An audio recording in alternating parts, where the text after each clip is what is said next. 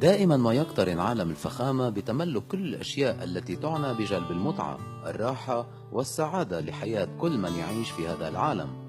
وهناك أشياء عدة من شأنها تحقيق ذلك، منها السيارات المترفة، الهواتف المميزة، الأحذية الجميلة، المنازل الفخمة وغيرها من الأشياء.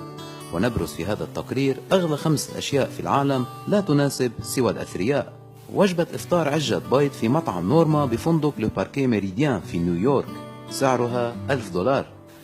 ساندويش برجر فلور برجر 5000 الذي يقوم بإعداده الطاهي هربرت كلير، سعره $5000.